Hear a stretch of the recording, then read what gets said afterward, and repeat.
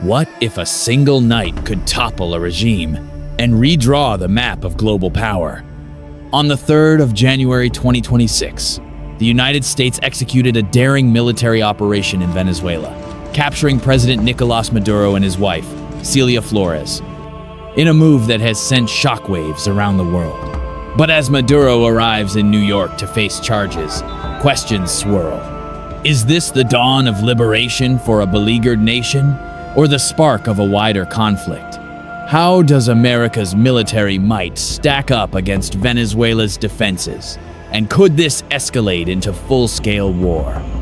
As we delve into this unfolding drama, we'll explore the events, the responses, the motivations, and the uncertain future, all while pondering the high-stakes gamble that could reshape hemispheric relations forever. What happened?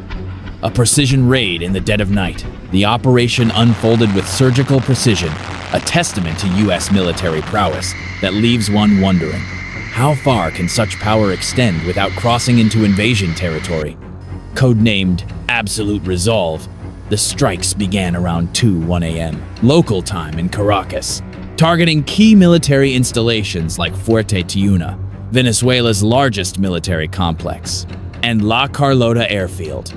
Explosions rocked the capital, with reports of at least 7 blasts causing smoke plumes, fires, and widespread power outages. Eyewitnesses described low-flying helicopters and aircraft, evoking scenes of a Hollywood thriller. But this was real and deadly. Elite U.S. Special Forces, led by Delta Force, spearheaded the capture. These operators, renowned for high-profile missions like the 2019 raid on ISIS leader Abu Bakr al-Baghdadi, infiltrated Maduro's compound with support from the 160th Special Operations Aviation Regiment's Night Stalker helicopters. By 4:29 a.m., Maduro and Flores were aboard the USS Iwo Jima, a U.S. Navy amphibious assault ship, en route out of Venezuelan waters. From there, they were transferred via Guantanamo Bay to New York, arriving on January 4. Maduro is now detained at the Metropolitan Detention Center in Brooklyn, facing federal charges of narco-terrorism, drug trafficking, and weapons offenses in the Southern District of New York. President Trump announced the success on Truth Social shortly after, hailing it as a brilliant operation coordinated with law enforcement. But the visuals tell a story of disruption. Grainy footage shows Maduro being escorted off a plane in the U.S., a humbled figure in custody. U.S. hit Venezuela with large-scale strike, captured Nicolás. Venezuelan authorities reported military and civilian casualties, though exact numbers remain unverified, raising the question, at what human cost does such an intervention come?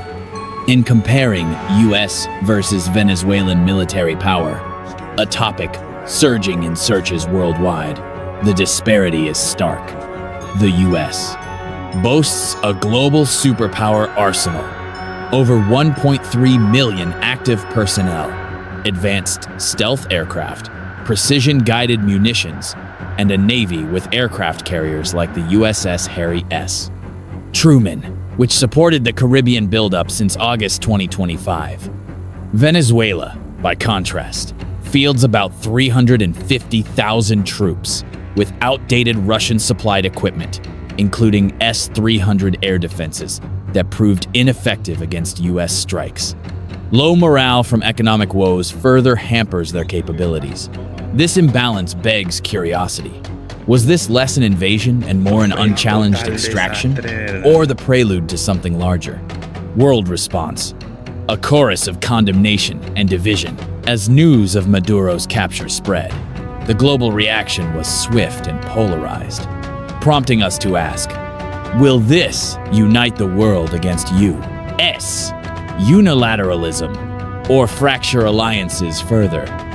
Venezuela's government, under acting Vice President Delcy Rodriguez, declared a national emergency and denounced the strikes as extremely serious military aggression. Rodriguez demanded Maduro's immediate release and proof of life. while Defense Minister Vladimir Padrino Lopez vowed resistance, mobilizing forces to key sites. On the streets of Caracas, reactions mixed jubilation among opposition supporters, with anger from pro-Maduro crowds, highlighting the deep divisions within the country. Internationally, Russia, a key Maduro ally with investments in Venezuelan oil and military aid, labeled the action armed aggression, with no substantive basis, violating international law. They called for clarity on Maduro's fate and hinted at mediation, but their stretched resources from ongoing conflicts raised doubts about escalation. China, having poured over $60 billion into Venezuela via loans and the Belt and Road Initiative, condemned U.S. interference, urging restraint and warning of threats to regional stability. Iran echoed this, calling it U.S. terrorism, while Cuba, Brazil, Mexico, France, and the UK expressed concerns over breaches of sovereignty. Closer to home, Colombia requested an emergency UN Security Council meeting, fearing refugee spillover and border instability. The UN Secretary General and High Commissioner for Human Rights voiced alarm at the precedent, emphasizing de-escalation and civilian protection. Yet, not all responses were negative. Argentina's President Javier Milei celebrated it as a victory for freedom against socialist tyranny. U.S. captures Maduro, carries out large-scale strike in Venezuela. On social media platforms like X, queries flood in. War with Venezuela and USA? U.S. invasion of Venezuela? Posts from users like @InvestorLee won 9-note market stability despite the chaos, while @Jeffrey Cabos questions the legality. Protests erupted in New York against U.S. involvement, funded by figures like Chinese billionaire Neville Roy Singham, adding layers of intrigue about foreign influence. This cacophony of voices leaves us wondering, could diplomatic fallout isolate the U.S.? Or rally support against authoritarian regimes? Why it happened. Unraveling the motivations behind the strike. Delving into the why, a query dominating searches like, "Why is the US attacking Venezuela?" reveals a web of long-standing grievances and strategic imperatives that make one ponder. Is this purely about justice or a calculated power play? Maduro's regime has been a U.S. target since 2013, accused of economic mismanagement leading to hyperinflation, food shortages affecting 90% of households, and rigged elections in 2024, a 2020 U.S. indictment charged him with narco-terrorism, alleging ties to drug cartels flooding America with cocaine, backed by a $50 million bounty. Tensions escalated in 2025 with U.S. naval interdictions of narco boats, drone strikes on ports, and accusations of Maduro's alliances with Russia, China, and Iran, including missile tech transfers. Trump framed the operation as enforcing law, not regime change, but his Mar-a-Lago press conference on January 3 sketched plans for U.S. No nation in the world could achieve what America achieved yesterday, or frankly, in just a short period of time.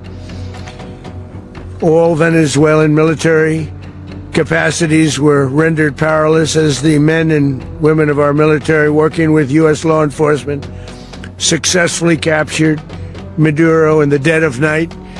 It was dark.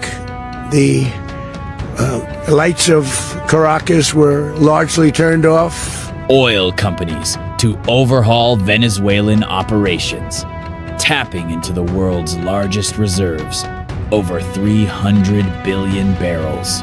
This geopolitical angle, countering adversaries' footholds in Latin America, echoes the Monroe Doctrine. But without congressional approval, it sparks legal debates. Critics argue it violates international law, lacking self-defense justification, while parallels to the 1989 Panama invasion capturing Manuel Noriega suggest precedent. The military disparity underscores the feasibility. U.S. tech, like Tomahawk missiles, overwhelmed Venezuelan defenses. But why risk it now? Perhaps fresh intel on drug plots or election interference, or domestic wins ahead of midterms. Yet the human element, millions of Venezuelan refugees, and internal dissent adds moral weight. Was this liberation or imperialism in disguise? What we know about a US strike that captured Venezuela's Maduro? Why? What may happen next? Horizons of uncertainty and potential conflict. Looking ahead, the future is a mosaic of possibilities that compel us to ask, will this de-escalate into a democratic transition or ignite a war between the US and Venezuela's allies? Short term, Maduro's trial in New York could expose cartel networks, embarrassing Russia and China. Venezuela faces a power vacuum under Rodriguez, with risks of unrest, coups, or guerrilla resistance from pro-Maduro militias. Trump vows US oversight until a safe transition, but Rubio indicates no further military action. Regionally, refugee flows could strain neighbors like Colombia, while oil market volatility prices spiked 5% affects global economies. Diplomatically, UN discussions may probe legality, with Russia and China potentially vetoing resolutions. Worst case, escalation via cyber attacks, arms shipments, or proxy conflicts, drawing in Iran, or even leading to a broader US, Russia, China standoff. Long term, a stable Venezuela could boost US influence and energy security, but failure risks backlash, polarizing Latin America. Celebrations in Caracas suggest hope, but protests elsewhere warn of division. US strikes Venezuela and says leader Maduro has been captured. The war with Venezuela and USA queries reflect fears.